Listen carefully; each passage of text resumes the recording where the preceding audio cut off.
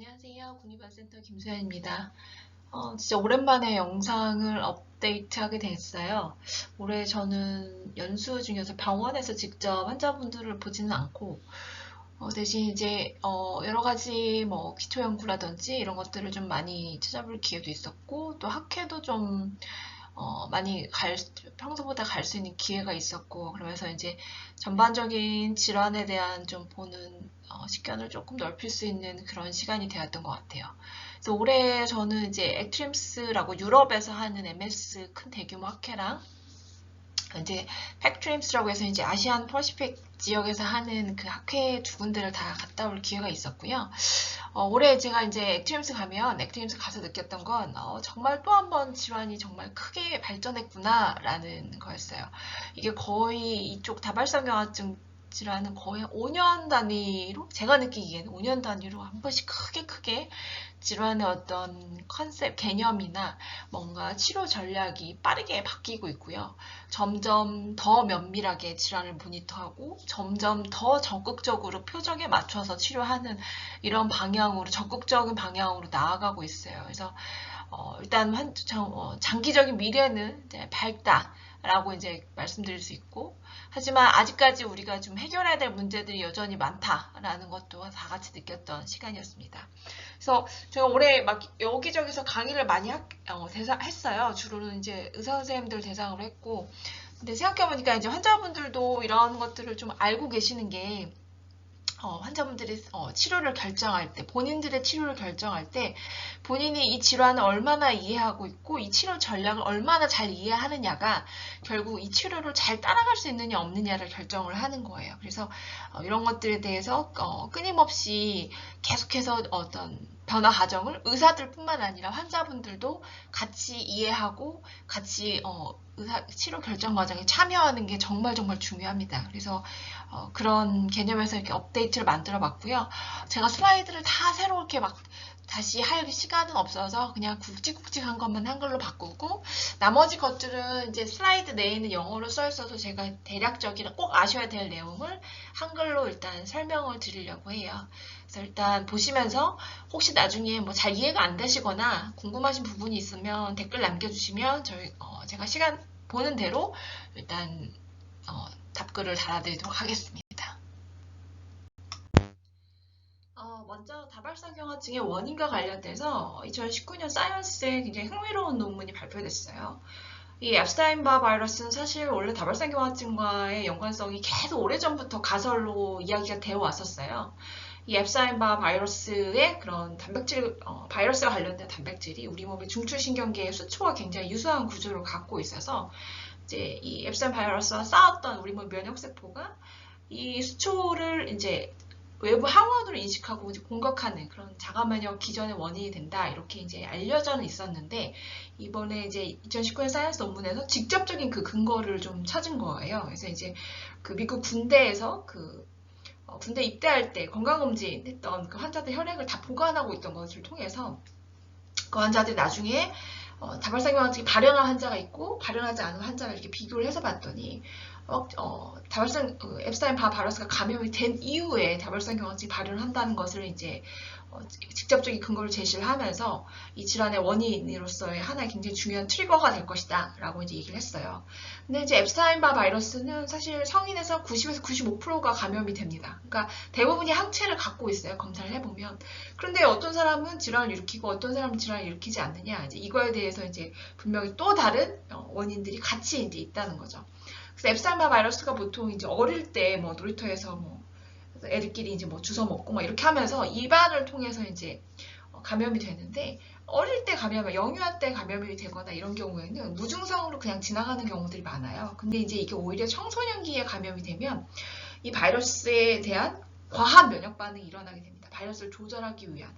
그러고 났을 때 뭔가 그 과한 면역 받은 결과 뭔가 면역 조절이 잘못되면서 어떤 자가 면역성 면역세포가 생기는 거고, 그런 것뿐만 아니라 유전적인 영향도 조금 일부는 있을 거고, 그 다음에 개인이 갖고 있는 뭐 좀 더 질환을 유발할 수 있는 뭐 흡연, 그 다음에 비만, 그 다음에 비타민 D 레벨이 낮은 여러 가지가 다 복합적으로 작용을 해서 이전 질환에 그 유발하는 원인이 될 것이다 라는 얘기가 되고 있고요. 이게 또 중요한 이유는 결국 그러면 이 앱스타인바 바이러스를 예방하는 우리가 이제 백신 치료를 통해서 질환을 예방할 수 있지 않을까라는 게 이제 최근에 시도되고 있는 연구들입니다. 그래서 그 결과는 좀 더 지켜봐야 되겠는데 어쨌든 분명 질환을 아주 초기부터 직접적인 그런 질환이 발병하기 이전부터 뭔가 이런 우리가 그런 개입을 통해서 이런 걸 예방하는 이런 거는 결국 근본적인 큐어, 완치에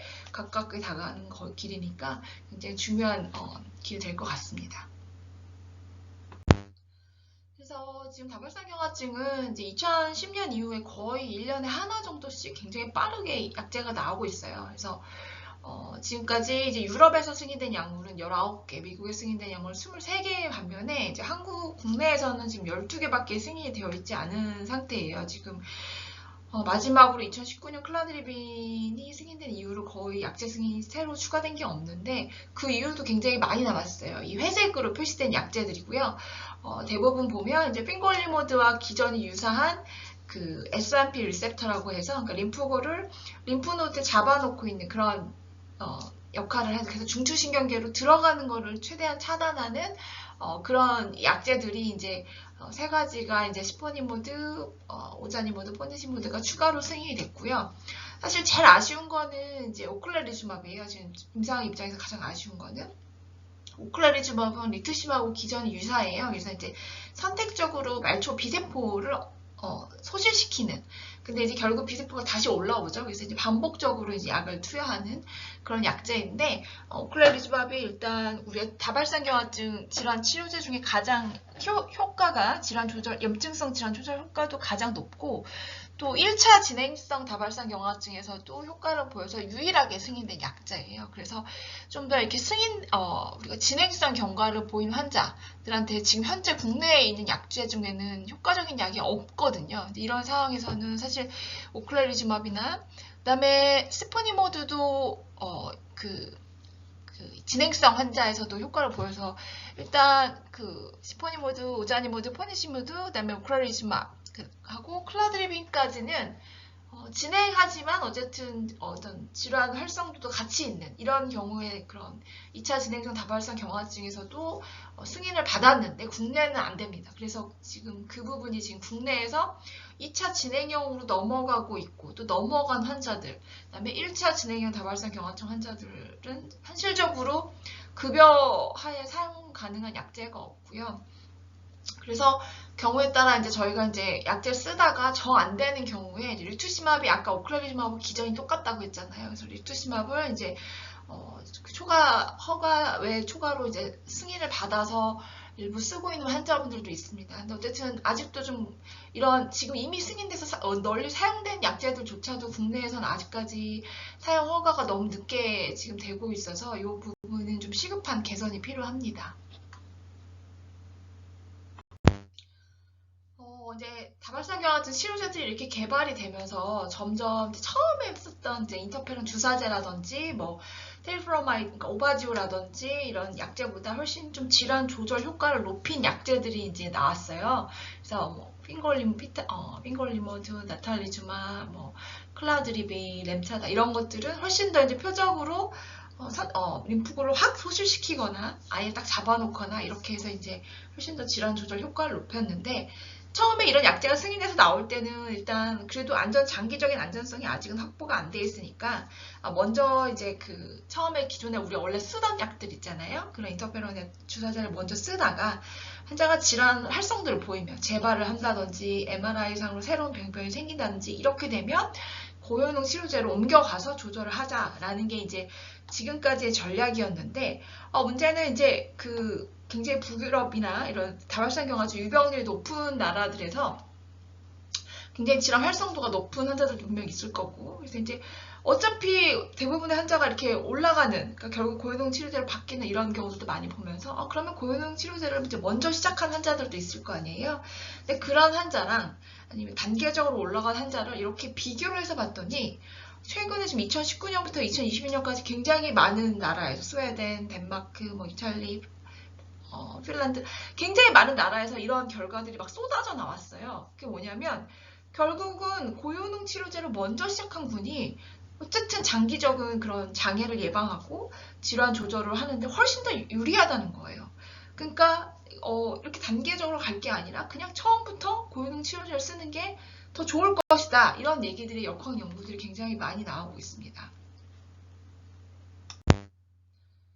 현재 국내에서는 지금 대부분의 약제들이 아까 말씀드렸던 그 단계적 격상 치료, 에스컬레이션 치료 전략에 따라서 보통 이제 인터페론이나 여기 지금 제가 중등도의 효능 치료제라고 써있는 이런 약제를 쓰다가 이제 환자가 재발을 한다던가 MRI상 질환 활성도가 보이는 경우에 2차적으로 이제 올라가는 이런 현재 치료를 하고 있습니다. 근데 지금 피타렉스랑 치사브리의 경우에는 이제 환자가 질환 활성도가 높은 경우, 지금 뭐 1년에 막 발병 당시부터 뭐 2번 이상 재발을 했다든지 아니면 처음 질환 그 재발한 강도가 좀 굉장히 심했다든지 회복 후에 후유증이 남았다든지 뭐 이런 것들이 있을 때는 처음부터 이제 티사불이나 피타렉스 약물 사용을 이제 고려할 수 있습니다. 근데 이제 이런 우리가 이렇게 점점 그런 단계적 격상이 아니라 이렇게 좀 조기에 가능한 고효능 치료제를 시작해야 되는 근거로 중요한 게 우리가 계속 환자분들 MRI도 1년에 한 번 찍고 환자분들의 재발도 보고 하지만 우리가 눈에 보이지 않는 그런 질환 우리 눈에 우리가 지금 현재 임상에서 찾아낼 수 없는 질환 활성도가 계속 스멀스멀 진행이 되고 있을 거고 그거를 완전하게 그러니까 그거를 최대한 가능한 최대한 조절하는 게 결국은 환자분들한테 장기적인 이점이 될 것이다 라는 거고 또 이제 염려했던 것보다 이런 고효능 치료제들이 여러 가지 우리가 이제 뭐 예방 접종도 하고 그다음에 계속 피 검사도 하면서 모니터하고 잘 쓰면 크게 위험하지가 이런 다른 약제에 비해서 굉장히 뭐 위험한 장기적인 안전성 문제가 있거나 그렇지 않더라는 것들이 뒷받침이 되면서 치료 전략이 일단은 가능한 최대한 현재 가능한 약제로 빨리 조절하자, 빨리 적극적으로 조절하자라는 쪽으로 가고 있습니다. 2022년 4월 달에 저희가 이제 그 대한신경면역학회 선생님들을 이제 대상으로 해서 간단하게 현재 지금 추적 중인 다발성 영아증 환자들 그리고 치료 현황을 간단하게 조사해 본 적이 있었어요. 근데 당시에 강원도랑 충청북도랑 제주도는 저희가 이렇게 조사를 못 해봤는데 나머지 지역의 이제 메이저 병원 선생님들은 다 참여를 하셨고 당시에 1290명의 다발성 경화증 환자 중에 93%가 질환 조절 치료 중이었습니다. 근데 보면 거의 82%가 수도권에서 치료를 하고 있었고 이거는 그 환자분들이 거주 지역이 아니라 그 병원 지금 실제 치료받고 있는 병원 기준입니다. 그래서 환자분들 쏠림 현상이 좀 있어서 이게 그렇게 되면 이쪽 아무래도 많은 선생님들은 이제 새롭게 승인된 약제들이나 이런 경험들을 계속해서 쌓을 수 있는 기회가 있는데 그렇지 않은 지역에서는 상대적으로 그런 기회가 부족하다 보면 여러 가지 좀 적극적인 치료나 이런 걸 하는 게 조금 부담스러워질 수가 있거든요. 그래서 그런 부분에 대한 염려가 조금 있었습니다. 그리고 전체 환자 중에서 이제 그 치료 중에서 22%가 고효능 치료제를 사용을 하고 있었어요. 근데 이게 이 22%가 대략 어느 정도냐 뭐 이런 거에 대한 지금 개념이 조금 감이 오지 않을 수 있는데 일단 서구에서 발표되는 고효능 치료제 사용 빈도는 한 40에서 50% 정도입니다. 그래서 그거에 비해서는 확실히 조금 낮은 경향이 있고요. 당시 이제 환자분의 질환 진행 상태를 고려했을 때도 조금 낮다. 저희가 기대했던 것보다는 여전히 조금 낮다라는 생각이 좀 들었습니다. 고효능 치료제 중에서는 이제 핑거릴머드가 가장 많이 쓰고 있었어요. 근데 이거 이제 하루에 하나씩 먹는 약제라서 아무래도 좀 부담이 좀 상대적으로 부담이 덜했을 것 같고 클라드리비는 이제 분명히 1년 먹고 그다음에 1년 가까이 이제 약을 안 먹어도 되는 그런 장점이 있긴 한데 초기에 아무래도 목돈이 들어가는 그런 게 있어서 환자분들 입장에서는 전체 비용이 똑같아도 초기에 또 목돈을 사용하기가 어려우신 분들은 이제 약제 선택에 좀 부담이 좀 있긴 하더라고요. 그래서 일단 이렇게 이제 당시에 치료를 하고 있었다라는 걸 간단하게 한번 조사를 해본 적이 있었습니다. 그래서 일단 다발성 경화증의 이제 그 병리에 대해서 다시 한번 되짚어 보려고 하는데요. 이제 초기에는 이제 말초에 있는 그런 자가면역성 그 림프구나 면역세포들이 중추신경계로 들어와서 그 안에 있는 중추신경계에 있는 여러 가지 선천성 면역세포들과 같이 막 작용을 해서 염증을 일으키고 이러면서 이제 손상이 되는 게 좀 더 우세합니다. 근데 시간이 지나면 지날수록 말초에서 중추신경계로 들어오는 그런 건 별로 없어지고 그냥 중추신경계 안에서 계속 그 안에 있는 세포들끼리 거기서 또 림프구들이 이렇게 자기들이 집합체도 만들기도 하고 거기에 있는 선천성 세포들끼리 서로 이렇게 여러 가지 신경 손상, 신경 퇴행을 일으키면서 스멀스멀 나빠지는 이런 걸 진행성 경과라고 하거든요. 근데 이 진행성 경과가 초기에는 아예 없냐? 그렇지 않아요. 초기에도 있어요. 재발과 재발 사이에도 분명히 조금씩 진행이 되고 있지만 사실 우리 딱 눈에 바로바로 캐치가 안 되기 때문에 초기에는 보통 이제 재발을 한다던가 갑작스럽게 신경학적 증상이 생긴다던가 아니면 MRI를 찍었더니 이제 염증으로 인해서 새로운 병변들이 막 생겼다든가 이런 거는 저희 눈에 이제 확인이 되는데 그렇지 않은 그런 스멀스멀한 것들은 잘 확인이 되지 않는 잘 저희가 캐치하기 어려운 그런 한계가 있습니다. 근데 지금까지 이제 승인된 약제들의 주요 기전을 보면 이제 문제는 약제가 우리가 이제 중추신경계로 들어가려면 이제 뇌혈관 장벽이라고 하는 요 가운데에 있는 요 부분을 이렇게 통과해야 되는 문제가 있습니다. 근데 요거는 결국 이제 우리 몸의 중추신경계를 보호하는 그런 장벽 같은 역할인데 문제는 약제도 들어가기가 좀 어려운 문제가 있어요. 그래서 대부분의 약제가 사실 지금까지 승인된 약제들은 효율적으로 중추신경계 안으로 전달이 잘 어렵습니다. 그래서 결국은 말초에서 그 들어가는 여러 가지 림프구들을 림프노드 잡아놓는다던가 아니면 소실시킨다던가 이런 기전을 통해서 들어가는 걸 최대한 막아보는 약제들인 거죠.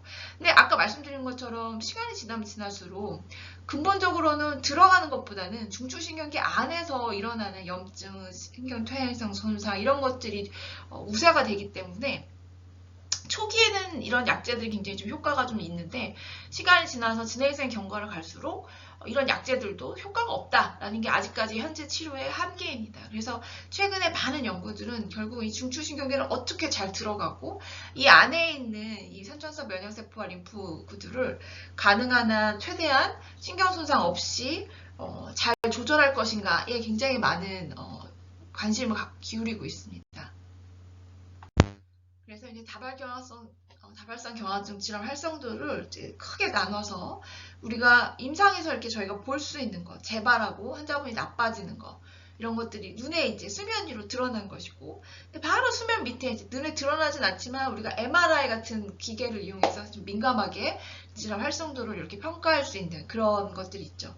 그런데 우리가 현재 MRI로도 단기간에 파악하기 어려운 그런 손상들, 만성적으로 계속 뭔가 스멀스멀 불에 왜 우리 그 숯불 있잖아요. 숯불 이제 이렇게 불에다 달구고 나면 그 숯불에서 계속 뭔가 열기가 올라오면서 지글지글 이제 그 손상이 일어나잖아요. 그걸 이제 영어에서는 스몰더링이라고 표현을 하는데 이제 굉장히 학회에 굉장히 키워드였습니다. 스몰더링 MS. 근데 어쨌든 그런 손상은 계속 스멀스멀 진행이 되고 그게 오히려 굉장히 우리가 질환 병리에 차지하는 부분이 이렇게 수면 아래에 있는 이 빙하처럼 굉장히 큰 부분인데 우리가 다 모르고 있는 부분 이런 부분까지 적극적으로 조절을 하는 게 결국은 이제 앞으로 나아가야 될 치료의 방향성이 되겠죠.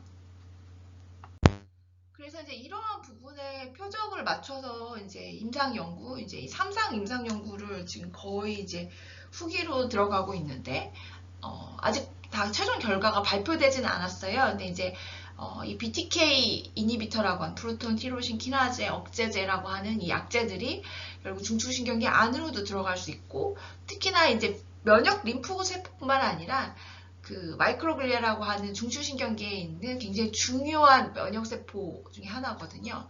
이거는 중추신경계 안에 처음부터 있었던 그래서 그런 세포에 의한 손상을 이 BTK 이니비터가 조절을 통해서 아까 말씀드린 그런 스몰더링하는 질환 활성까지도 조절할 수 있지 않을까라는 이제 기대를 굉장히 많이 받고 있는 약제입니다.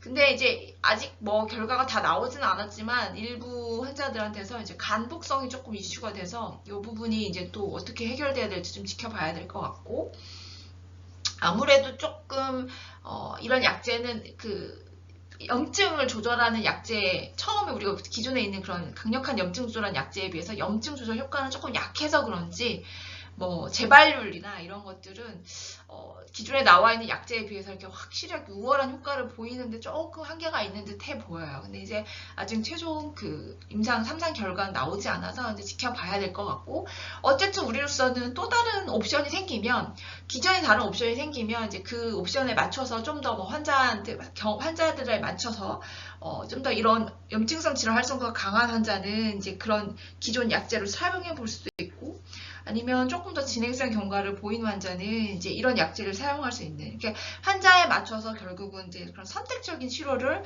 좀 더 할 수 있는 무기가 생기는 거기 때문에 굉장히 좀 기대를 갖고 있습니다. 그리고 이제 현재는 국내에서는 자가조혈 모세포 이식 치료를 하지는 않아요. 아마 과거에는 했었던 것 같아요. 다발성경화증에서. 근데 이제 현재는 하지는 않고, 근데 이거 그런 암 환자들한테서 하고 있죠. 근데 국내는 이제 급여가 뭐 안 되기 때문에 할 수는 없는데, 이게 결국은 이제 외국에 보면 다발성경화증 치료 활성도가 굉장히 높은 환자분들은 이런 아까 말한 고효능 치료제를 다 써도 결국 안 되는 환자들이 있다는 거예요. 그래서 이제 그런 환자들의 경우에는 아예 면역세포를 다시 이제 리셋하는 개념인 거예요. 그래서 이제 그 골수에서 이 줄기세포를 꺼내서 줄기세포를 따라 보관을 하고, 그 사이에 환자의 그 강력한 항암을 통해서 그 골수의 면역세포를 다 없앱니다. 없앤 다음에 그 줄기세포를 다시 처리한 줄기세포를 몸 안에 넣어서 면역력을 이제 회복할 때까지 격리를 시켜놓고 기다리는 거죠. 근데 이제 이게 경험이 점차 쌓이면서 이 프로토콜이 좀 더 표준화가 되고 있고, 경험이 많은 병원에서 시행했을 경우에는 사망률이 굉장히 초기보다는 많이 낮아졌습니다. 그래서 이제 최근에 이제 보고되는 이런 자가조혈 모세포 이식 결과들을 보면 5년 동안 73%가 질환으로 진행이 없었고 81%가 재발이 없었고, 그다음 사망률은 4% 정도로 보고가 됐습니다.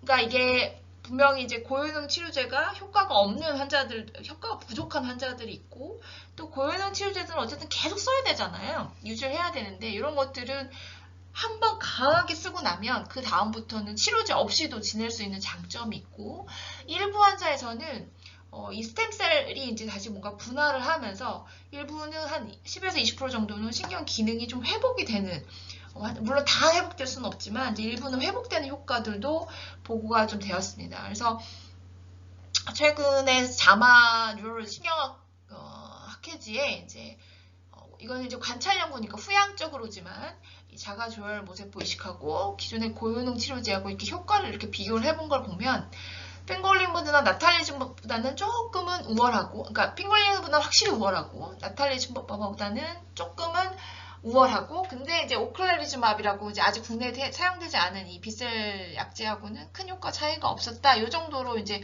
보고를 했는데, 요거는 이제 후향적 연구여서요. 결국은 저희가 이제 헤드 투 헤드로 1대1로 이렇게 비교를 하는 게 필요하거든요. 그래서 그 연구를 지금 현재 임상이 진행 중입니다. 그래서 그 답이 나오면 이 자가조혈 모세포 이식이 필요한 환자들, 그리고 우리의 이 다발성 경화증 치료 전략에 있어서 이게 어디에 차지할 것인가, 이 부분이 아마 결정이 될 것 같습니다. 이건 그냥 참고로 그 셀마 블레어라고 예전에 금발이 너무해라고 하는 영화에 그 여자 주인공 옆에 이제 여자 주인공하고 헤어졌던 그 남자가 새로 만난 이제 여자 친구로 이렇게 나오는 영화가 있어요. 거기 영화의 배우인데, 셀마 블레어도 2018년 8월에 이제 다발성 경화증을 진단을 받았는데, 그분의 이제 얘기를 잘 들어보면 처음 발병 증상이 처음 느꼈던 건 환자 20살 초반이었거든요. 이렇게 런웨이에서 그 패션쇼를 하는데 다리가 뭔가 좀 한쪽 다리가 무거워서 넘어질 뻔한 이런 게 있었어요. 근데 이제 그 이후로 이제 막 재발이 막 확심하게 온 게 아니라 조금씩 그러다 보니까 환자가 점점 좀 나빠지는데 MRI 검사를 이제 주치의가 권고하지 않은 거죠.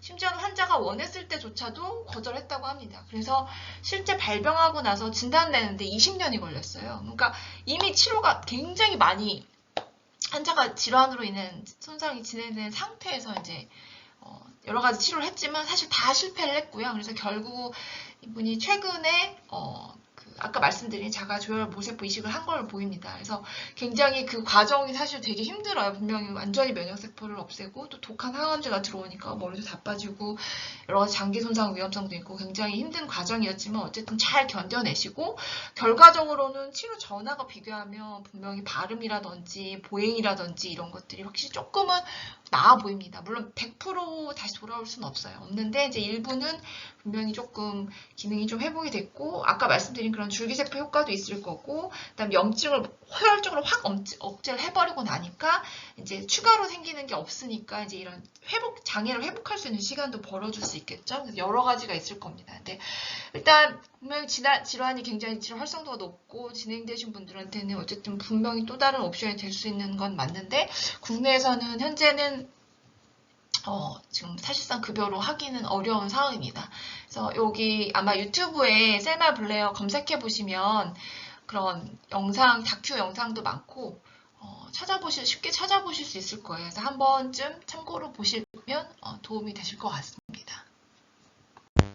그리고 이제 이 질환 조절 치료제를 이제 계속해서 쓰라고만 하는데 문제는 환자분들이 나이가 드시잖아요. 이게 다발성 경화증 환자분들이. 그래서 나이가 드신 환자분들이 굉장히 오랫동안 잘 지내는 것 같은 환자분들이 있는데 이분들은 그럼 계속해서 써야 되냐? 이 부분에 대해서 이제 의구심을 갖기 시작했고 그래서 올해 란셋 뉴럴로지에 이제 이 임상 결과가 발표가 됐습니다. 단 전제 조건은 일단 환자가 55세 이상이어야 되고 지난 5년간 재발이 한 번도 없어야 되고 그다음에 MRI 상으로도 과거 3년 동안 질환 활성도가 없어야 되고 굉장히 안정적인 그런 환자분들을 한번 약을 이제 일부는 반은 약을 끊고 반은 약을 유지하고 이제 차이를 봤는데요.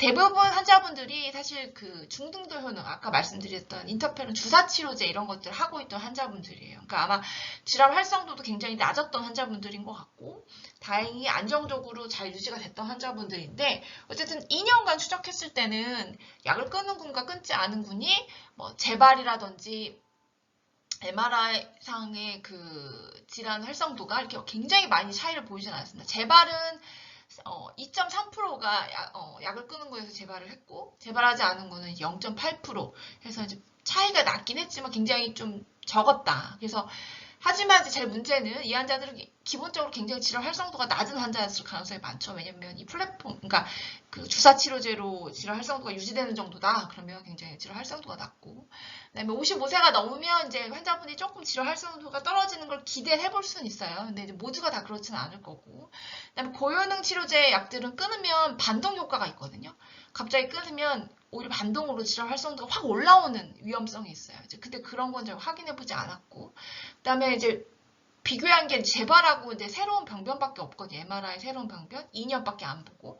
근데 아까 지금까지 제가 말씀드린 것처럼 스멀스멀 진행되는 그 질환의 그런 병리, 퇴행성 병리는 이 연구에서는 모니터하지 않았습니다. 그래서 결론적으로 말씀드리면 뭐 정말 55세 이상이고 오랫동안 잘 지낸 환자는 조심스럽게 한번 모니터하면서 환자가 만약에 강력하게 원한다면 시도는 해볼 수는 있지만 아직까지 섣부르게 뭐 약을 빠르게 중단하거나 이런 것, 약을 섣부르게 중단하거나 이런 것들은 좀 조심스러운 상황이다. 이렇게 말씀드릴 수 있겠습니다. 마지막으로 간단하게 시신경 척수염하고 이제 모가드 얘기를 해보려고 하는데요. 이 두 질환은 뭐 질환이 워낙 2019년, 2020년에 워낙 질환의 그 병리가 항체 때문에 좀 잘 규명되면서 그 항체와 병리와 관련된 표적되는 치료제들이 세 가지가 빠르게 승인됐잖아요. 에큐리즈맙, 사트랄리즈맙, 이네빌리즈맙. 아마 지난 영상에서 제가 몇 번 말씀드린 적이 있을 겁니다.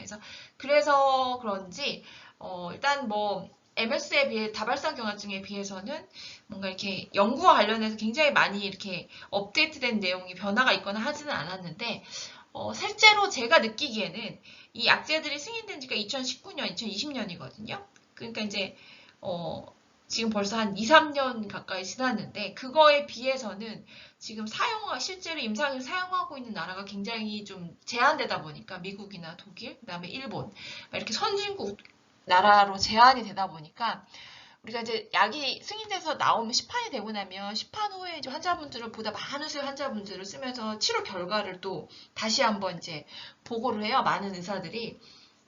실제 이렇게 써봤더니 이렇다더라 이런 거죠.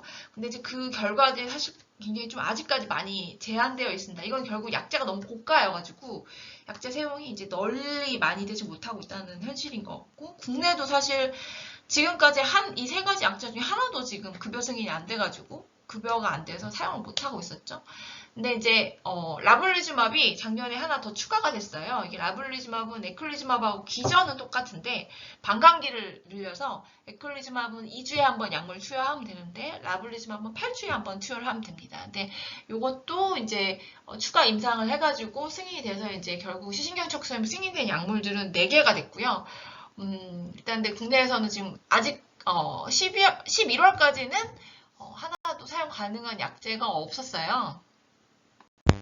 근데 정말 다행히도 올해 12월 1일자로 이 사트랄리즈맘, 그러니까 그 IL6, 인터루킨 6라고 하는 거거든요. 인터루킨 6가 이런 항체를 만드는 B세포를 유지하는데, 그 다음에 항체와 관련된 T세포의 분화 이런 거에 관련된 굉장히 중요한 역할을 하거든요. 그래서 인터루킨 6를 선택적으로 억제하는 약제인데, 이 약제가 다행히 이제 국내에서 급여 승인이 되었습니다. 근데 이제 이 급여 기준을 제가 말씀드리면 사실 약간 조심스러운 부분도 좀 있긴 한데, 일단 이건 제 개인 유튜브 채널이니까 이건 제 개인적인 생각입니다. 그래서 저는 그냥 허심탄회하게 말할게요.